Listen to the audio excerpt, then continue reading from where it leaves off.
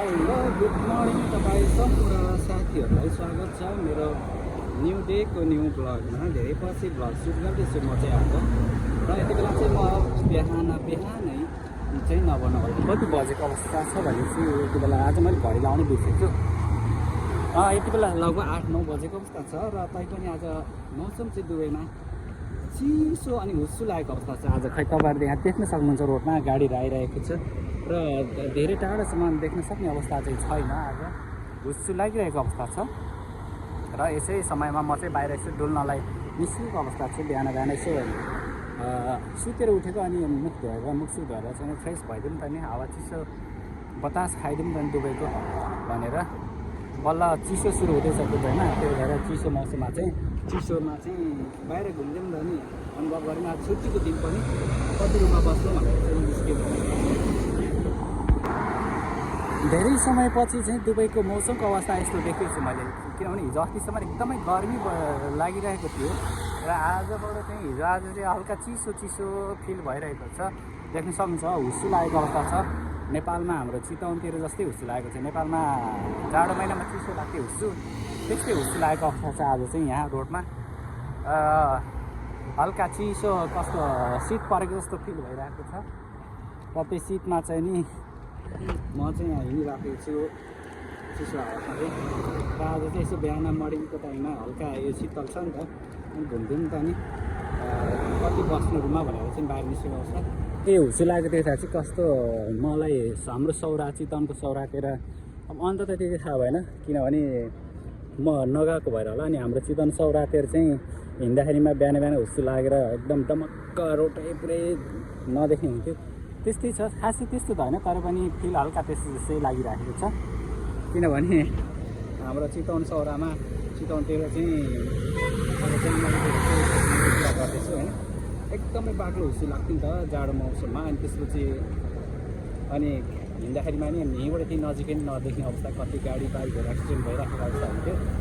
अनि तर यहाँ चाहिँ खासै त्यस्तो बाक्लो छैन, तर हल्का मात्रै फिल चाहिँ त्यस्तै लागिरहेको अवस्था छ।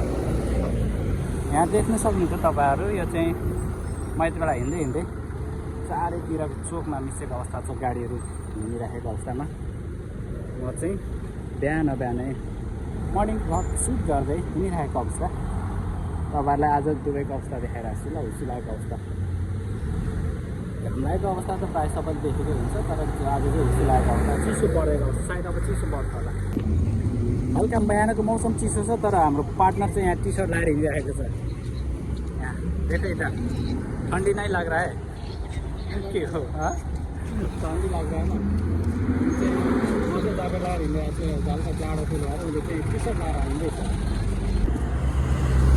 फाइनली गाइस म चाहिँ हिँड्दै पैदल यात्रा गर्दै आइसकेको छु। ई फुट ब्याङ्क लेखेको ठाउँतिर पर देख्नुहुन्छ मस्जिद रहेको छ। हल्का घाम पनि लागेको अवस्था छ, अहिले चाहिँ घाम लागेको अवस्था छ। यो फुल देख्नुहुन्छ कति राम्रो फुल हो, बास्ना फुल ओइलिएर झरे पनि फुलको बास्ना सबै सुगन्धित भइरहने रहेछ, कति मिठो बास्ना फुलको।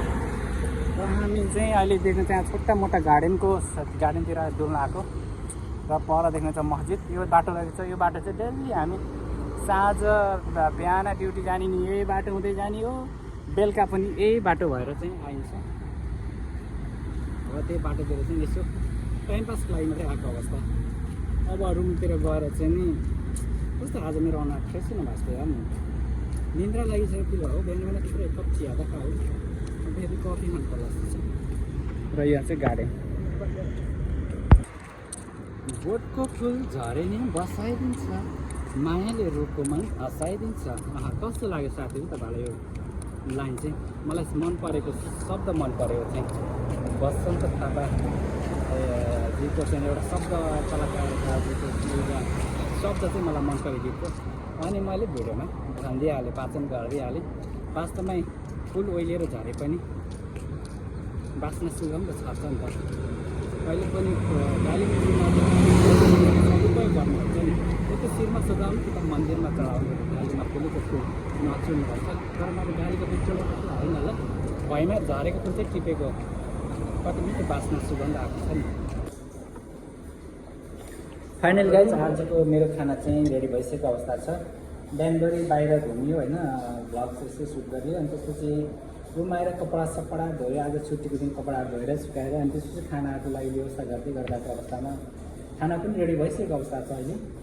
र यति बेला चाहिँ दिनको 1 बजीको अवस्था छ। 1 बजी चाहिँ अब भोक लागेको अवस्था चाहिँ खाना खानु सुरु गर्दैछु म चाहिँ भन्दै सायद आजको भ्लग म यहीँ एन्ड गर्न चाहन्छु। तपाईँहरू सम्पूर्णले यहाँसम्म भ्लग हेरेर साथ दिनु, भिडियो हेरेर साथ दिनुभयो भन्दै धेरै धेरै धन्यवाद भन्दै अर्को भिडियोमा फेरि भेट्ने बाचाको साथ बिदा हुन चाहन्छु। हस् त, नमस्ते।